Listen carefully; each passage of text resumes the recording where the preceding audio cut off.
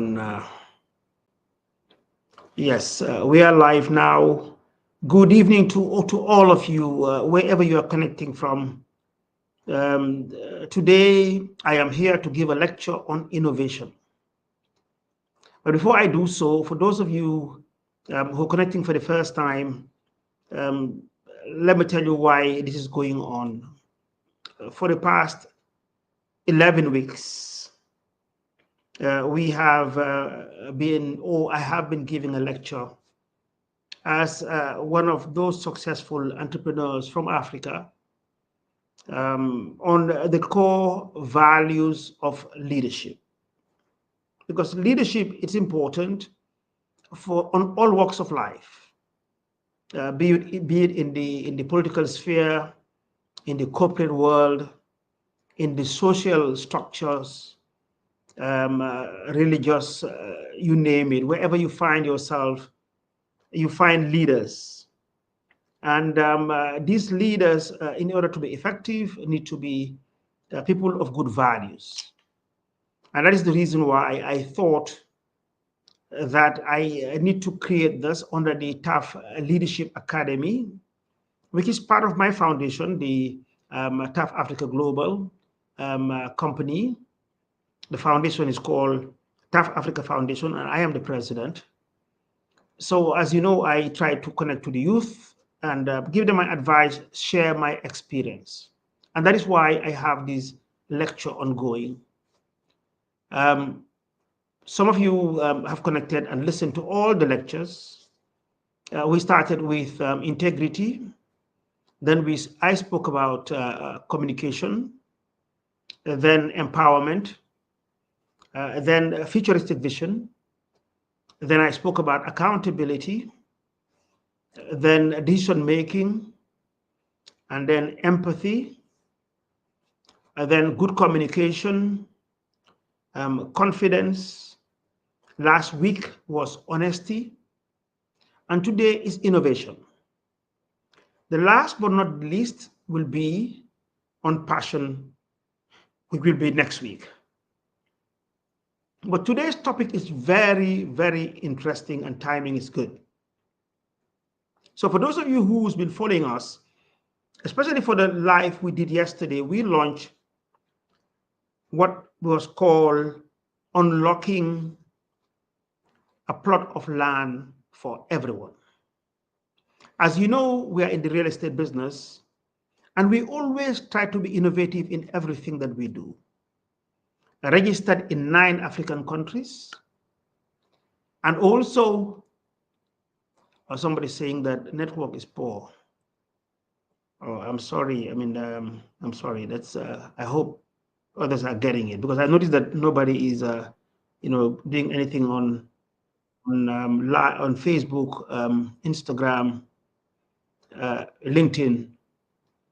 Please, yes, is it my network is poor? I'm sorry. I'm really sorry. Let me just check and see whether I can switch over. Yeah, somebody say it's breaking up. Nene Bangura. I am really, really sorry. It is this time of the year when it rains a lot, and I think it's been raining outside. And that's why probably the network is so poor. But I'm really sorry. I don't think there's much I can do about it. Let me just see if I might try it and switch over to another network, but it doesn't seem it's going to work. So let me know whether you're getting me loud and clear. Let me just see. It seems that there's not much I can do with the network. Oh, somebody say it's cool now. Okay, so yes, we can hear you loud and clear now. Okay, thank you, Modo Aliu. Yes, so yesterday we launched at TAF Africa Global, we launched what was called Unlocking a Plot of Land for Everyone. And I am proud to say that within 24 hours, we sold out one of the estates, 24 hours. over 110 has been sold already. And has done the reservation, and people have all even gone ahead and paid the deposit, despite the fact that it's a weekend. So I would like to take this opportunity to thank all of you who's got confidence in us. This is a groundbreaking record, because we've been very innovative, and we'll go into details. Every step I talk about innovation, I will try and make reference to this initiative. So others can learn from this. You can learn from it. I mean, what does it take to be innovative? So a lot of innovation went into this, and it's been a success. We're so proud of it. And I must take this time and thank my staff, my wonderful staff, headed by Yabajan Jai, who's the general manager, and then Maud Lamin Sise, who's the head of sales and marketing, then all the other sales and marketing staff. They had sleepless nights last night. Some of them, I understand, that they didn't sleep all night because, those who live in the US are 4, 5, 6 hours behind, and they've been sending messages, and the staff were up all night just taking in reservations because we said it was on a first come, first serve basis. And this is the first project that we launched, and we're so proud that it has gone very, very well. We're really grateful to all of you who's got confidence in patronizing us. So let's go now into the lecture proper, which is on innovation. Innovation is key, it's necessary, especially if you're in the business world. If you're not innovative, you're going to lose out. You're going to lose your market. And we've said this over and over again, that we can give examples because, for example, most of us, we use cell phones, and you will remember the days of Nokia, when Nokia was ruling Africa. Today, nobody can find Nokia, or you'll find very little of them. No, not much. Today, people talk about iPhone and also Samsung and the other smartphones, because they've been very innovative. I mean, most recently, I am not an iPhone user, but I understand that iPhone 16 is out. For you to progress in life, especially in the business world, you need to be innovative. So first, in innovation, you need to promote creativity. So innovative leaders foster an environment where creativity is encouraged, allowing team members to think outside the box. You just cannot put yourself all the time, in one corner, in one area that, look, this is the way it's been done over the years, so therefore we're going to stay doing this. If you do that, you run out of business. So you always need to think out of the box. What is it that we've been doing all the time? What can we do to improve it? So that's what innovative leaders do. And again, that is why for us, we realized that our clients, some of them have been complaining because, as you know, we are marketing online. And, a majority or quite a number of Gambians were saying, oh, your houses are too expensive. So we went down and did a survey, an online survey. The online survey was done, and over 1,000 people filled those forms. Then we took those forms, analyzed them, and organized a package. And you can see within 24 hours of launching it, I mean, the 110 units were sold. That's a lot. So that's done because we've been thinking out of the box. So if you are a leader or a potential leader, always think outside of the box. Now, innovation also, it drives growth. As you are innovating, your growth goes up. So embracing innovation helps organizations stay competitive, adapt to market changes and foster growth. Because you have to be competitive. You have people all the time who are there, trying to be ahead of the business. It's a very competitive world. So therefore, you need to drive growth and also, allow your team members, to, adapt to market changes, which obviously, as I said, it will foster growth. Also, an innovative leader takes risk. If no pain, no gain. So people who are prone to taking risk are those who are going to be successful, especially in the business world. I mean, if you don't take risk, forget it. You cannot make it. And some risk, some people, their appetite for risk is higher than others. Like, for example, somebody like me, I mean, I have a high appetite for risk, although it is calculated. So that is something that I will really encourage, risk taking. So innovative leaders create a culture where calculated risks are supported, allowing for experimentation and learning. You test the waters. I mean, for example, if you're getting into the water, I mean, in the pool, at times, what do? You put your one foot in, one leg, you put it inside to see how warm the water is before you plunge in. Or at times you use your hand. Even if you're drinking tea, you give a small sip to see how hot it is. Otherwise, you can burn your tongue. So that's one thing that you should do. You should always, go on to risk to take risk, but you allow experimentation and learning. That is important when you are being innovative. Then the other issue is you enhance also problem solving. If you are innovative, problems are bound to happen. And when they happen, that's what you're supposed to do. You need to enhance it. So an innovative mindset enables leaders and their team to approach challenges with fresh perspectives and innovative solutions. So when a problem comes up, obviously, as a team, you will discuss, get things and then come up with solutions, because every problem has a solution. You might not have the solution, but somebody else might have it. And within the team, they will have it. So you should encourage this dialogue within the team. Again, you facilitate adaptability.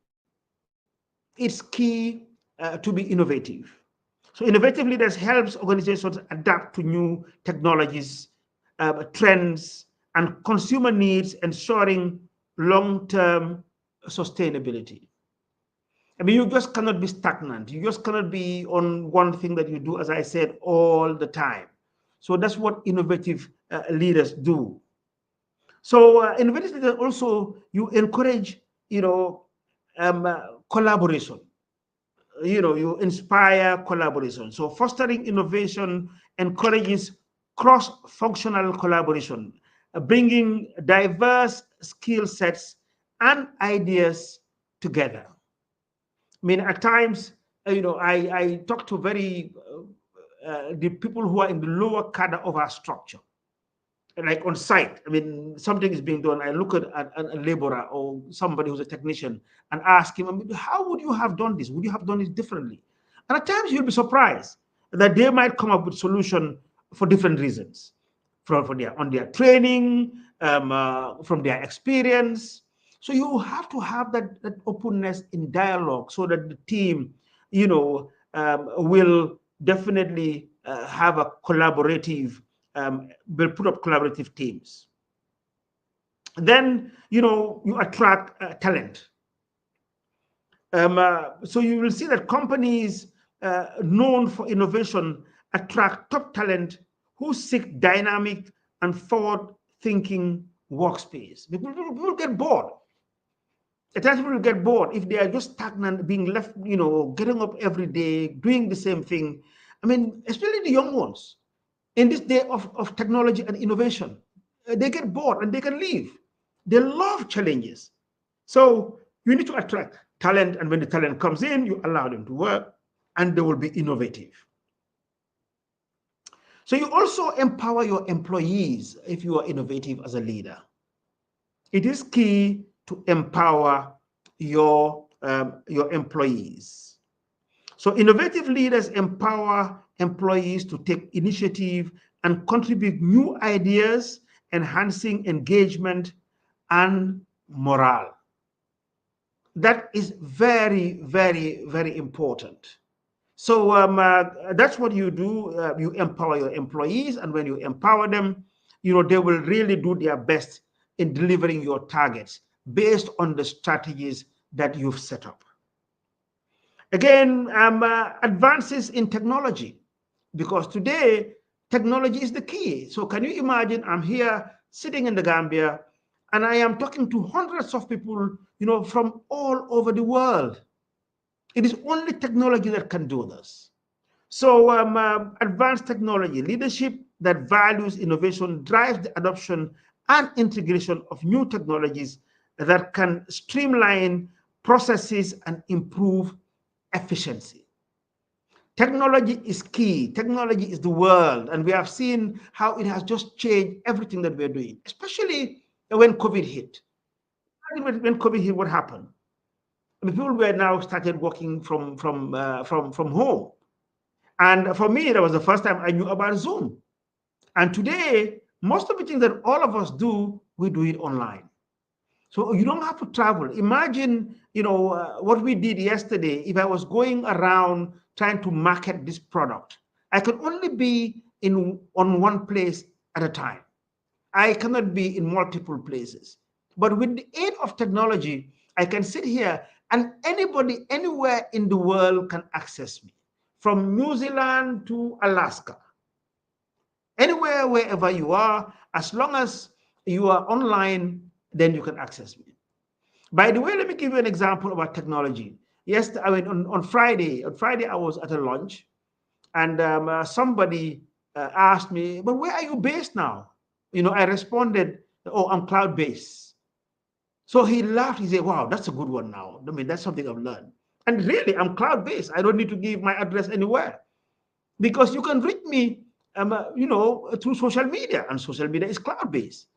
I don't have to be any fixed abode. Those days are gone when you used to send email, so I have to have an address or telegram. Today, wherever I am in the world, even if you are flying, in an aircraft, up there, you can have access to the World Wide Web. And that's what technology has done. So I don't need to be in any fixed abode, to do business. So that's what technology does. So again, innovation builds resilience. A focus on innovation prepares organizations to navigate disruptions and challenge effectively. So resilience is key for any organization, especially if you are innovative. And innovation also encourages a customer focus. So innovative leaders prioritize understanding customer needs, leading to the development of products and services that meet market demands. That's exactly what we did yesterday.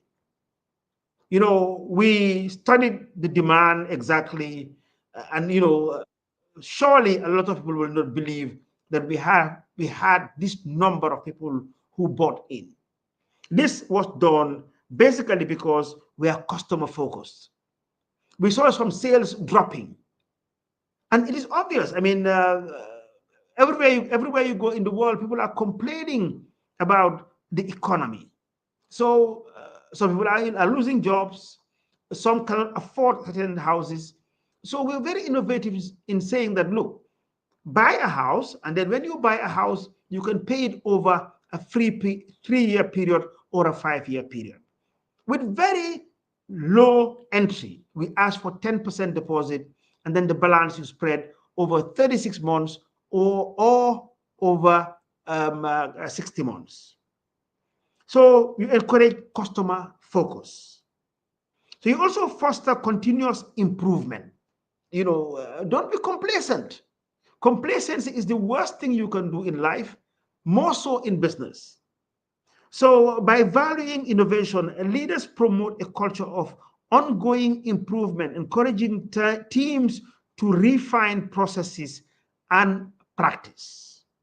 So this is very important, because I see some leaders, or some teams, they are just stagnant in the way they do things. So therefore, they cannot, foster continuous improvement. And then, you strengthen brand reputation. If you're innovative, your brand, it's strengthened. You're known for something, and people trust you. So, organizations that embrace innovation often enhance their reputation as industry leaders, attracting business opportunities. I mean, almost everybody who keyed into our new project didn't go to site. How is that possible? I mean, we all know that there are a lot of people who get scammed, on real estate here in the Gambia and elsewhere. But because we have a strong brand, people trust us.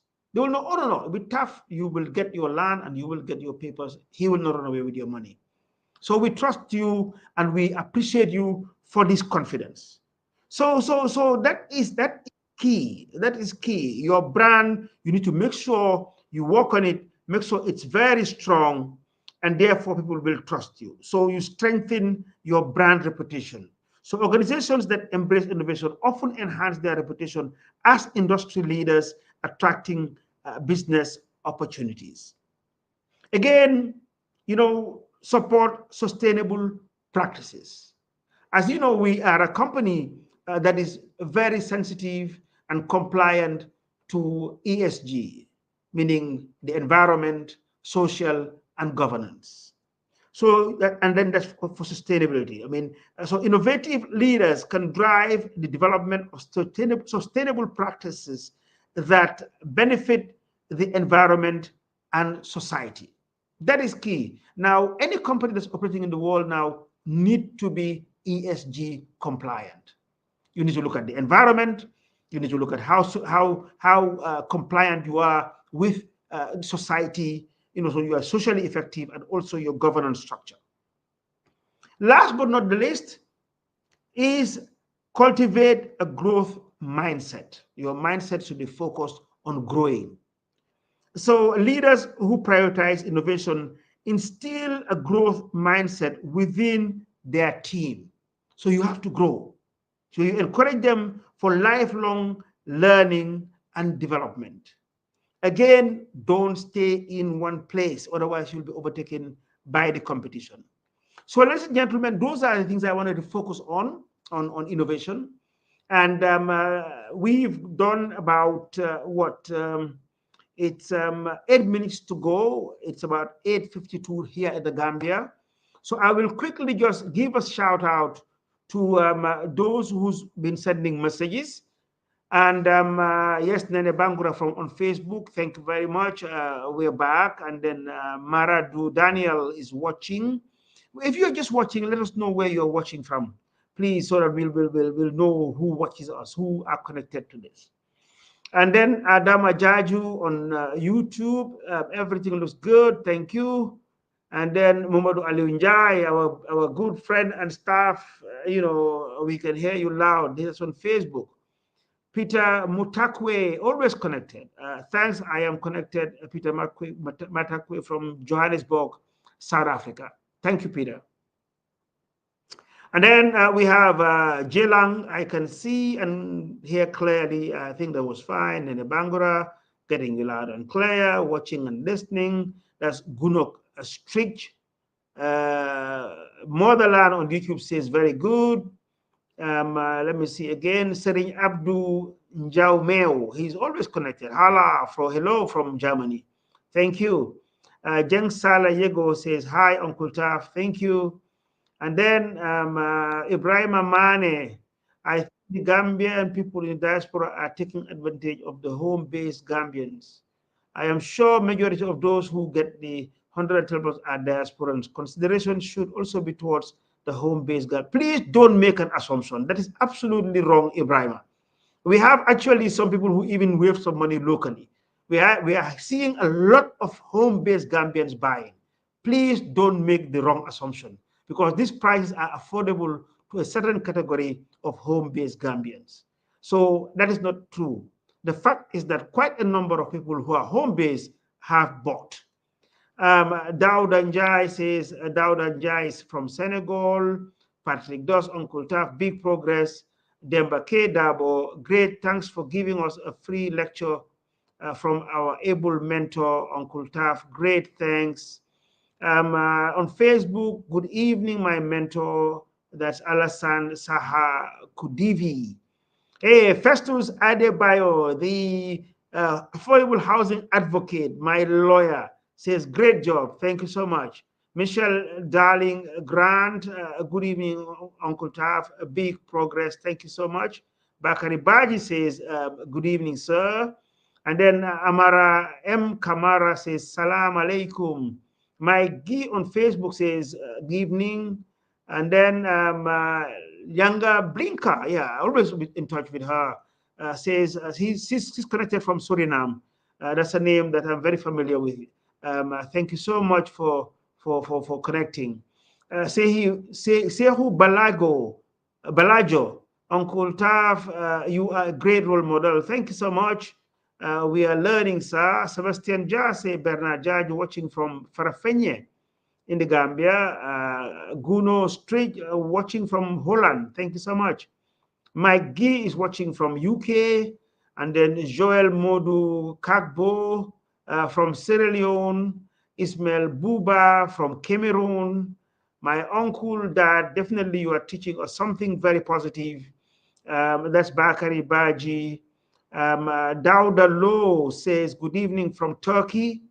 And then Bajura Mara, Uncle Taf, you're a great mentor. Thanks for your good work. Taib Ngom says, thanks, Uncle Taf, you're a mentor. And Keba Sen, the lecture was very informative. Thank you for sharing. So that's on Facebook, YouTube, and Instagram. I will quickly, we have 4 minutes, go on to TikTok. Please tell us where you're watching from. Keba Sen on Facebook says he's watching from the UK. So those on TikTok, give us a shout where you're watching from. We have, let me see, we've got Kamara Mustapha from UK also on Facebook.